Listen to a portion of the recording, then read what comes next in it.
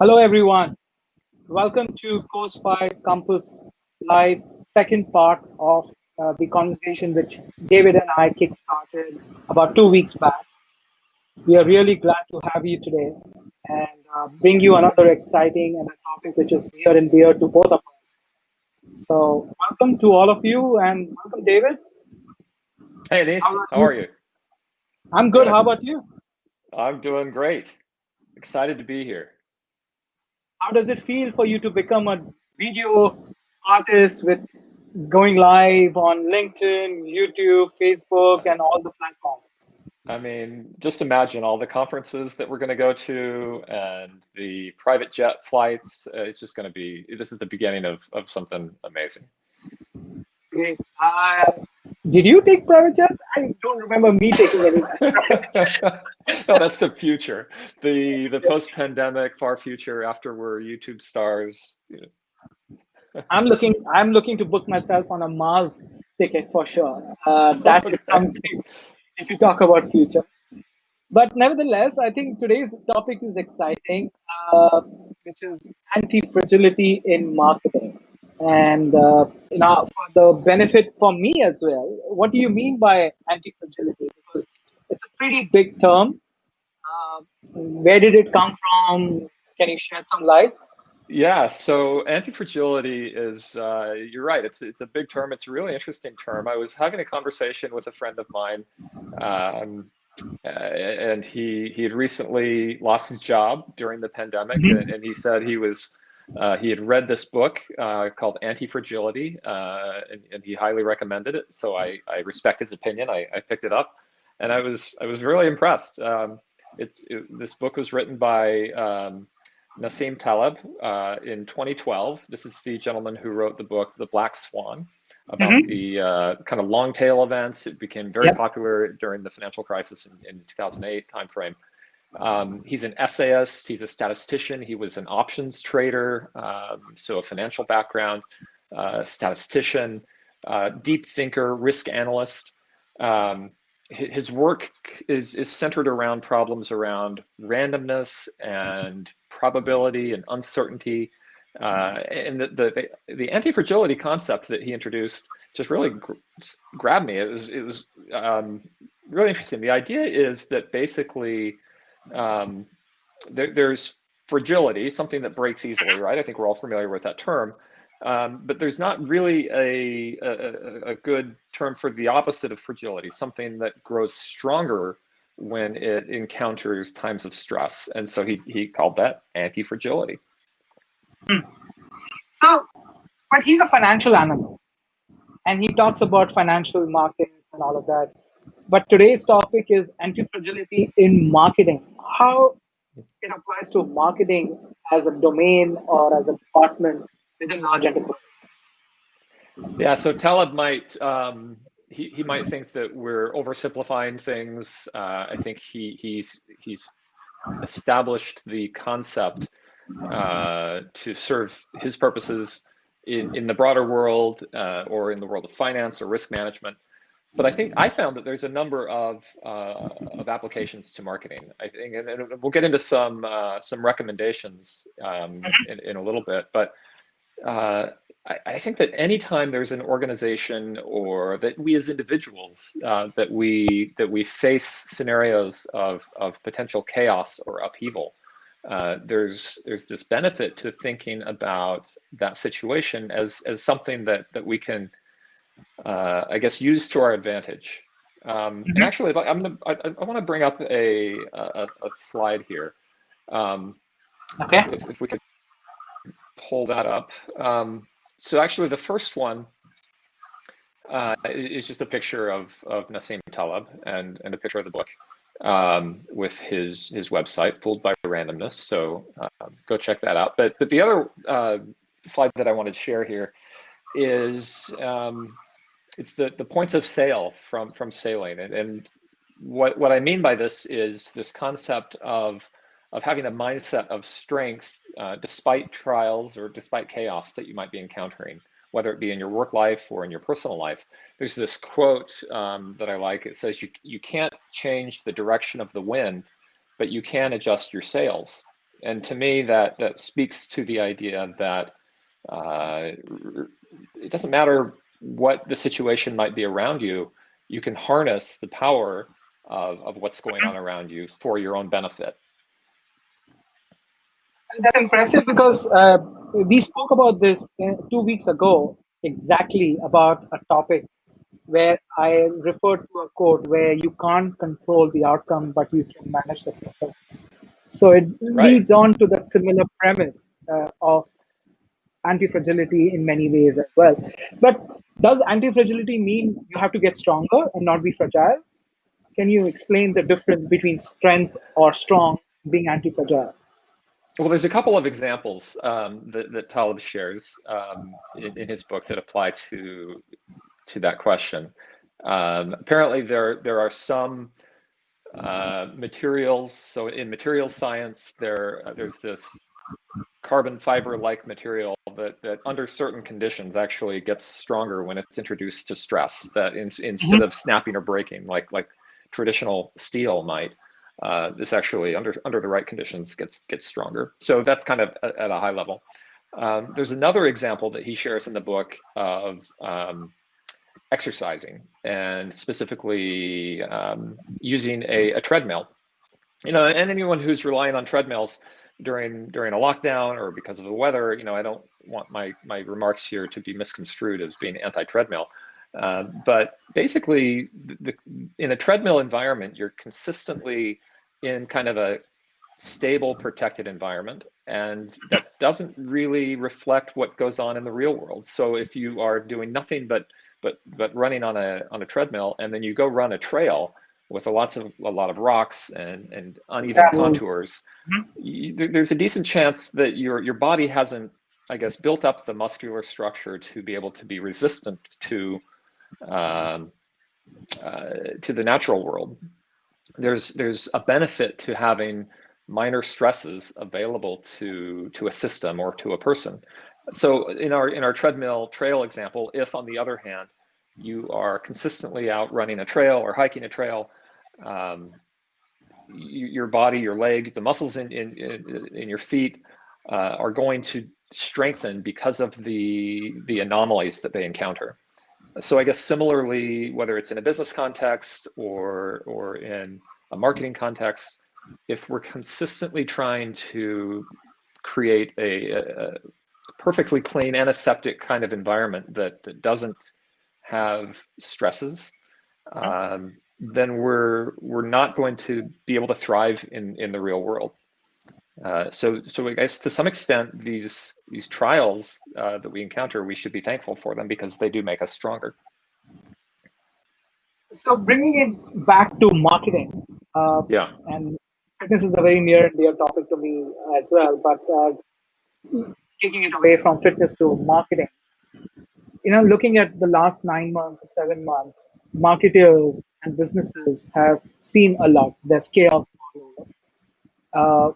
Now, if you want to apply the principles of anti-fragility in marketing, uh, let's talk a little bit more about that. How does it apply within the marketing context? Yeah, I wrote an article that I posted to our blog a couple of weeks ago in September, and I got into that exact topic. So I came up with these thoughts. Some of them are mine, some of them are others. You probably gave me a few of these ideas. I came up with 5 suggestions as to how we can apply the principles of anti-fragility to marketing. So let's pull that slide up as well. So basically, the first one that I think I'd like to introduce here is the idea that chaos makes practice more realistic. And so similar to a trail run, marketing teams should act like they should have drills from time to time. They should maybe act like the stakes are higher from time to time. Obviously, if you're an e-commerce or a retail organization, if you're selling during Black Friday or other key periods of the year, whatever your geography, you can't wait until things get crazy to expect that everything is going to go perfectly for your organization. There's just so many moving parts in modern e-commerce, especially the marketing function. And so you need to have this practice throughout the year. And so there are a number of periods that might lead up to holiday, whether it's back to school or some other campaign that's traditional for your business. Make sure that you're looking, that you're really thriving on those, or looking at those as opportunities to grow and embrace the chaos, I guess. So that's the first one.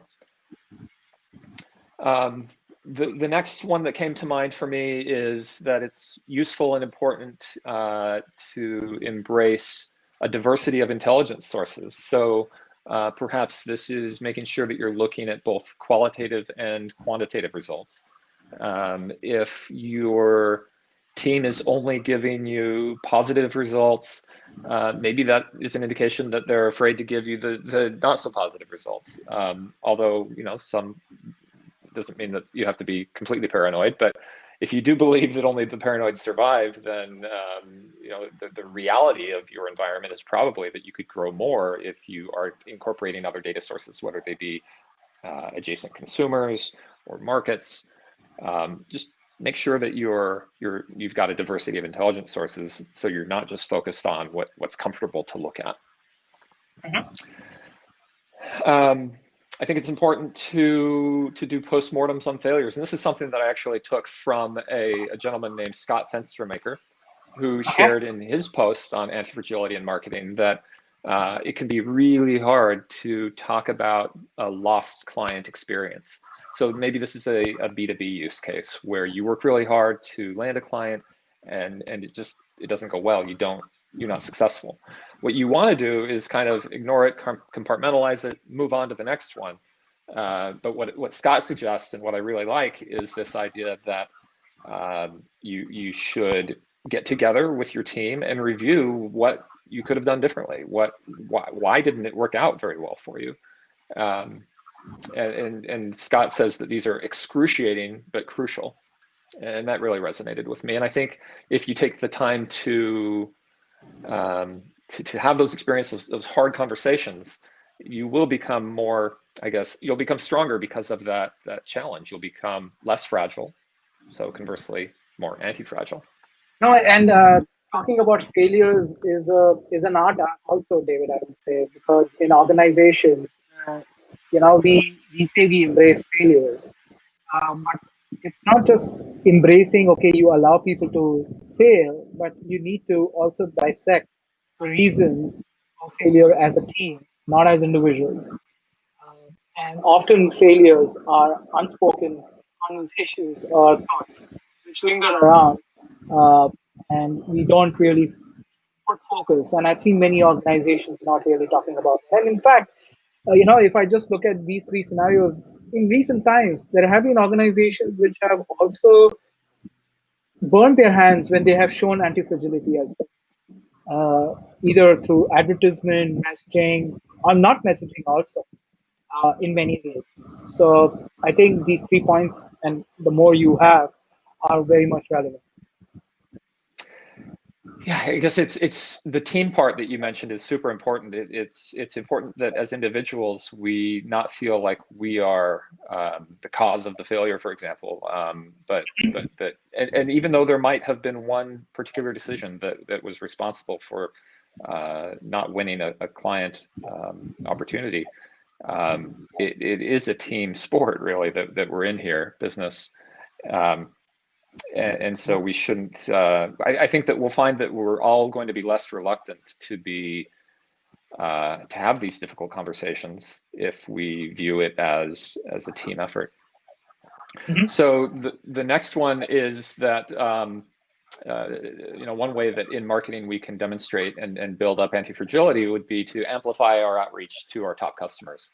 So the example here might be, is actually one from my past life when I worked I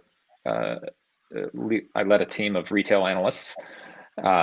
We found that we had a small number of customers who represented a really significant portion of sales for us. So our top 10 customers were buying a huge amount of product for us.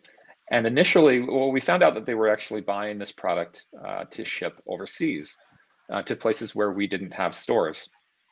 And there was this sort of sense of well, this is something we should stop. And there's a variety of reasons for maybe going down that path, but I was more interested in the maybe we should embrace these guys kind of path. Once we understood who they were, should we partner with them? Should we make them official partners? Should we look at the geographies where they're selling as opportunities to expand our business? And by amplifying that outreach, I think something that might have been a weakness of having sales concentrated or having them go through a channel that was initially viewed as being suboptimal or one that we weren't interested in facilitating. I think that there was perhaps a more enlightened approach to take that customer's opinion or those top 10 customers and incorporate them into our business operations in some way. Just a point of interruption for the audience who are listening in. If they have any questions or thoughts which they would like to share on this topic, or pose a question to David or me, we'd love to see those coming in either through the chat on LinkedIn, YouTube, or whichever platform that are watching on. So yeah, I would definitely love to hear some questions. The last one that I put together in that article and that I'll share here is the same topic that we talked about last time we got together 2 weeks ago, Anis, which was the concept of scenario planning.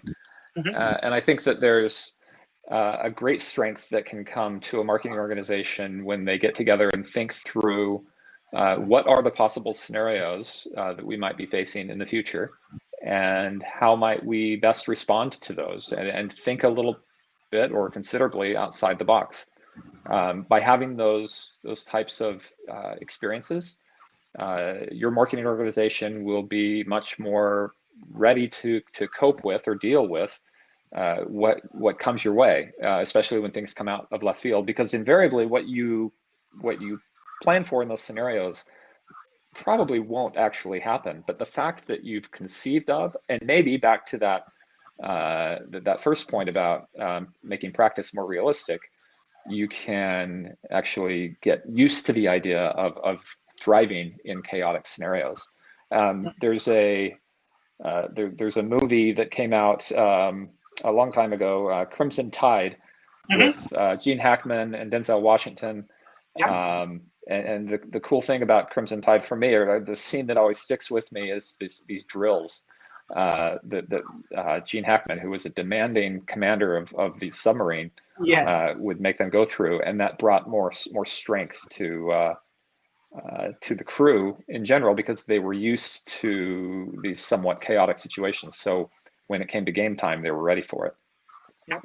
There's an interesting question actually posed to us, David. Have you seen any examples of anti-fragility in marketing in use cases, whether it's to our customers or organizations? I do have some thoughts. Please, I'll let you share. Actually, this is something which I am seeing, and this is pre-pandemic, the current phase which we are all in, where companies have actually adopted agility in their mindset, or the agility in the thought process of either driving marketing initiatives or focused on embracing agility or agile thinking within whether it's the insights function or whether it's an analytics function. I have seen them really embracing anti-fragility during these pandemic days. That's just a broad piece, because agility and anti-fragility are kind of go hand in hand as well, because agility allows you to quickly react and act and change direction based on what you see in the market, or what you see competition doing, or what you see customers react to. Yeah, it seems like right now is a perfect time to be talking about this, because of just the chaos that is surrounding us, and whether that chaos is financial or environmental or related to the pandemic. There's just so much going on right now, and I think part of the opportunity to thrive. And to the point, the question of examples from our clients, it's really interesting to see those that just are willing to invest despite what's going on around them.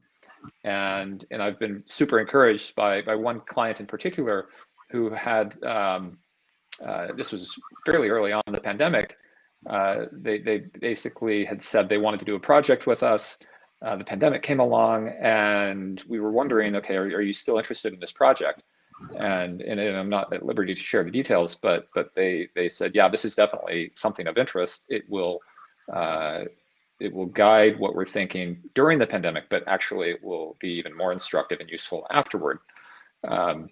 So that was an example of one of needed to invest because they saw the point, and that was super encouraging. Okay, so on the closing point on this, David, and I don't want this to be another webinar, which we are not intending to for sure.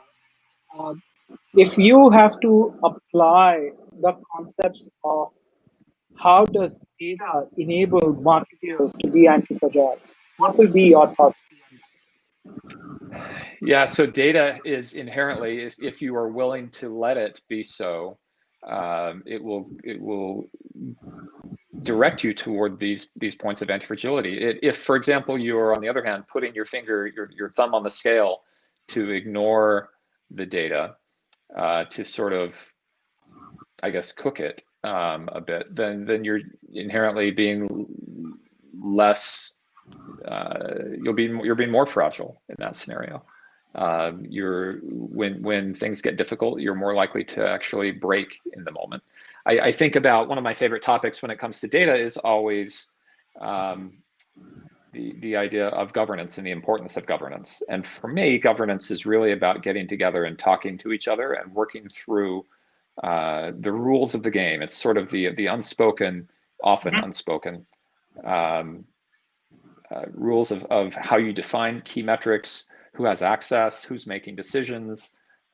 It's tightly related to data quality and ensuring that you're having conversations around the quality of your data, and building into your systems, whether they be in your dashboards or your deeper analytical processes, this quality control or a check. I think many of us are familiar with the idea when building a spreadsheet, when you have a lot of rows that are summing to one row at the bottom. Sometimes you'll put a check in there to make sure that everything sums to zero or ties out the way it should.